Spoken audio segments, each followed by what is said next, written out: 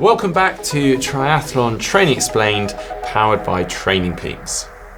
Fueling on the bike is clearly very important, be that during training or during a race. However, what you fuel with, how often, and your fueling strategy is not also clear. No, it isn't. I mean, Mark, we're about to head out on a long ride, and what have you brought today? Well, Heather, I am kind of fueling like I do for race day, really. So in my pocket here, I have a few energy gels and a couple of carbohydrate energy drinks. Oh, well, I think quite the opposite to me. I've got a sandwich here in my bento box. I've got, what else in my pockets? I've got a muesli bar, a banana. Heather, it's not a picnic ride. Well, I mean, neither of us are right or wrong. There are pros and cons to fueling either way, and today we're going to be looking at the best way to fuel, whether you're training or racing.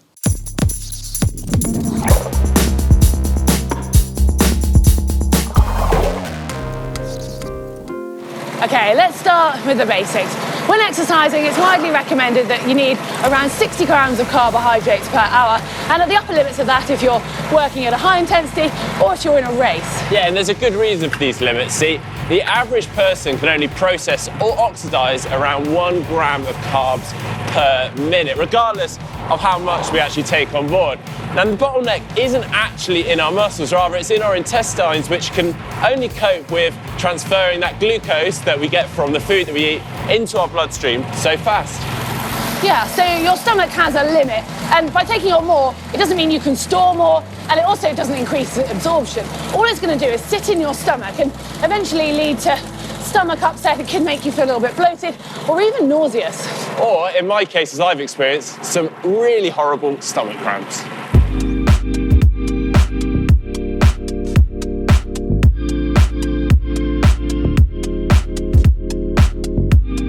So how you choose the carbohydrate that you're going to fuel with is very much down to personal taste. Today, obviously, I've gone for what I call real food, and if I'm doing a long ride or race, then I tend to prefer to stick with that because I know I like the taste and my stomach's comfortable with it. Yeah, whereas I've opted for stuff that is just really quick and easy to take on board, particularly when you're riding along and at some intensity.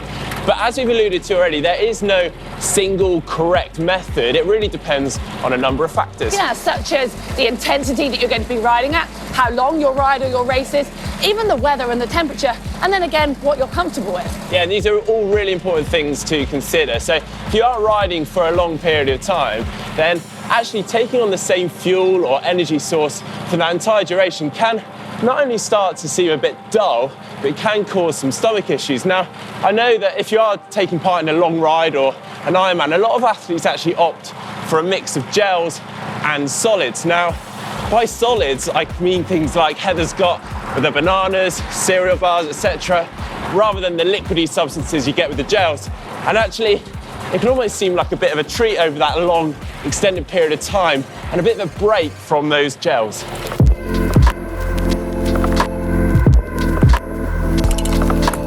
Now then, how much should you actually be taking on during a race? Should we go through some of the food that we've got here now? Yeah, let's have a look at our picnic. Let's start with the gel. That's around 20 to 25 grams, depending on the gel. Here we've got an energy bar. This one is 22 grams of carbohydrate. A normal flapjack would be around 20 to 25. This one's probably about 10. It's rather on the small side. An energy drink in a bottle that sort of size would be about 50 grams of carbohydrate. Your banana, that's similar to a gel, so around 25 grams. And then can't forget the jam sandwich. That's about 40 grams of carbohydrate packed into here. Yeah, and I actually forgot my secret stash here. A chocolate bar like this one is around 35 grams of carbs. Now, remembering our 60 grams of carbs per hour, we kind of need to do a little bit of maths with the fuel that we plan to take. Now, personally, when I was racing, I would actually take energy drink, some water, and gels with me during racing, and that was it. So every hour, I would try to take 2 gels on. That would bring me up to around 40 to 50 grams of carbs. And then I would just regularly drink my energy drink, sip it throughout the race, and that would hopefully bring me up to around 60 grams as a mix of the both. And then the water was there just as a little bit of extra hydration. The intensity that you're riding or racing at is also going to play a big part in the fuel that you choose. You probably don't want to be tucking into your jam sandwich in the middle of an Olympic distance triathlon when you're working flat out. So if you are racing at a higher intensity, that's when things like gels or energy drinks that Mark's using come in handy, because they're easy to access, easy to swallow, plus they don't take up as much room in your pockets or on your bike. Yeah, now also another thing that's really important to consider is the weather or the temperature that you're riding or racing in.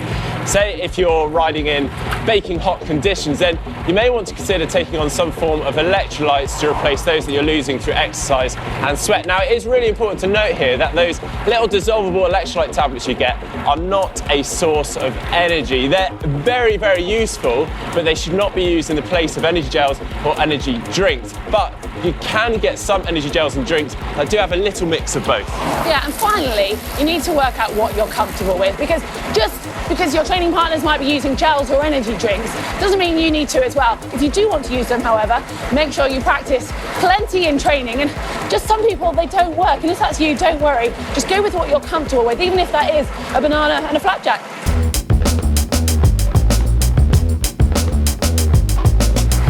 We've covered in detail all of the options of what you can fuel with, but how about when you fuel?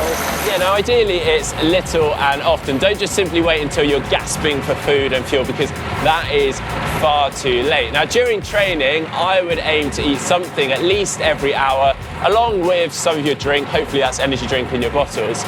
But obviously you can be a little bit more flexible during your training, especially if you're going to be enjoying a little coffee stop during that ride. But during racing, it's obviously far more important that we keep these energy levels just right. So personally, I would actually try and take a gel on every half an hour, whilst obviously sipping my energy drink throughout the entire race. Yeah, we know some people even set an alarm on their watch to remind them to take on fuel ever so often, because you can get in the zone in a race and it's quite easy to forget to eat because you're unlikely to feel hungry. And it's also worth looking ahead. If you're on a training ride and you know you've got an effort coming up or there's a big hill, it's worth taking on some fuel before that, because once you're in it, it's really hard to take something off. Yeah, which leads me nicely on actually talking about running off the bike, whether that's also during training as a brick session or during a race, because you want to make sure that you're fueled well and ready for that. Now, I would often advise actually try and take some fuel on around 5 to 10k before the end of the bike. That just allows you time for that fuel to be absorbed into the system and preventing any stomach issues. Well, Mark, I don't know about you, but all of this talk of food has got me feeling a little bit hungry. I think it's time to hit the coffee shop, Heather. Yeah, well, before we do that, if you've enjoyed this, give us a thumbs up and hit the globe to subscribe. And if you want to see the recipe of my favourite energy balls, you can find that down here. Yeah, if you'd like to see an Ask the Pros where we ask them what they carry on the bike, you can see that by clicking down here.